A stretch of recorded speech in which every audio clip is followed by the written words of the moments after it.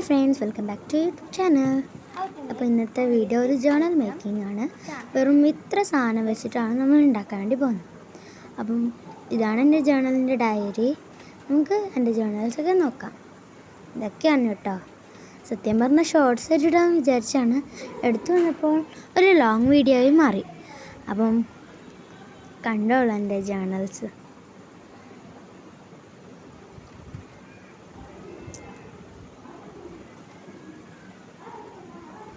ഇതാണ് കേട്ടോ എൻ്റെ ലാസ്റ്റ് ജേർണൽ.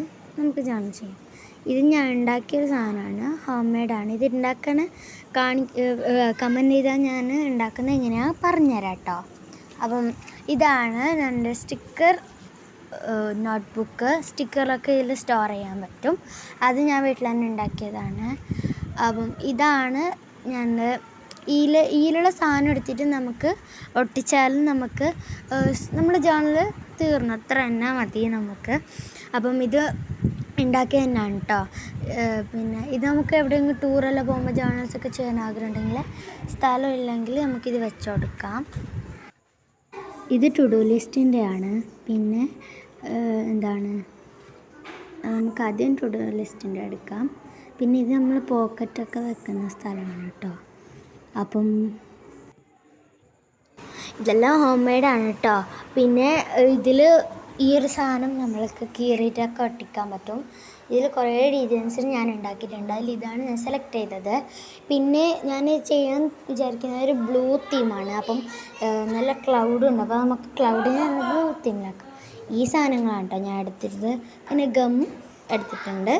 അപ്പം നമുക്ക് ഉണ്ടാക്കാൻ തുടങ്ങാം. ആദ്യം ഈ ടു ഡു ലിസ്റ്റ് എന്ന് എഴുതിയത് നടുവിൽ തന്നെ ഒട്ടിച്ച് കൊടുക്കുന്നുണ്ട്. എല്ലാം ഞാൻ ഗമ്മിൽ തേച്ച് കൊടുത്തതാണ് കേട്ടോ, പെട്ടെന്നാകാൻ വേണ്ടിയിട്ട്.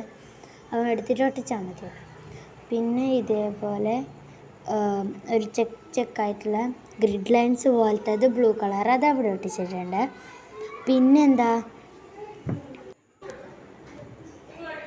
പിന്നെ ഇതേപോലത്തെ ഗ്രിഡ് ലൈൻസിൻ്റെ സൈഡിൽ ബ്ലൂ കളർ കൊടുത്തതിന് 2 കഷ്ണമാക്കിയിട്ട് ഇതേപോലെ വെച്ച് കൊടുക്കുന്നുണ്ട്.